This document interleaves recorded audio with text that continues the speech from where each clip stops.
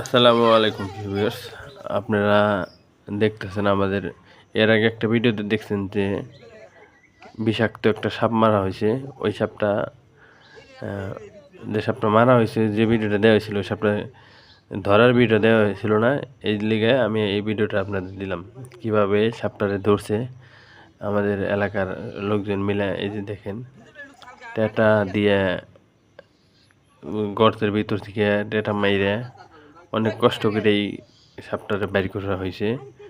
তো এটা বাড়ির পিছনে ঝুর জঙ্গলই, কিন্তু ক্ষেতের গাছ, একটা ভিটের সাথে ক্ষেত, ওই ক্ষেতের যে ভিটের যে কোনার মধ্যে। তো এই জায়গায় যে একজন যাওয়ার কালীন সাপটা রেলে দেখে যে ওই একটা গর্তে ঢুকতে, তখন দেখার পরে সে আরো লোকজন ডাইকে আইনে, তো এটা মারার পরিকল্পনা করে। তো অনেকক্ষণ চেষ্টা করছে, অনেক খোঁজাখুঁজির পরে এই গর্তের মধ্যে একটা শব্দ পাইছে। তো সবাই টেটা টুটে নিয়ে আইসে, তো এই যে দৌড়তেছে সবাই সাপটারে। তো গর্তের ভিতর থেকে সাপ বাই করা অনেক কঠিন জিনিস, তারপরেও চেষ্টা করে লাস্টে সফলতা হয়েছে। ওই এর আগে একটা ভিডিও দিয়েছিলাম, ওই যে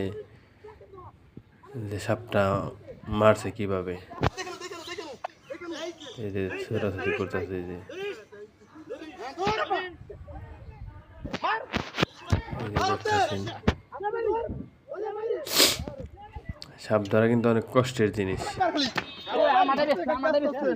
আবার একটু ফাঁক পেয়ে গেলে কাউরে কামড়াই দিতে পারে, আবার দৌড়ে চলে যাইতে পারে। এই যে দেখতেছেন, এই যে শাবল দিয়ে খুঁড়তেছে আর ওই টেটা রেডি করে রাখছে। সহজে বাইরে না, গর্তের ভিতর থেকে সহজে বাইরে যেতে চায় না সাপ। ওই যে দেখতেছেন।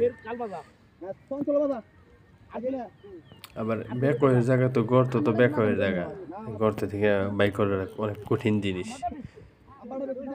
এই যে দেখতেছেন, এই যে শাবল টেটা এক একজনের হাতে এক একটা অস্ত্র,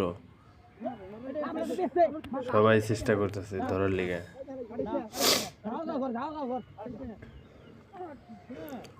অনেক কষ্ট করছে সাপ মারার লিগে।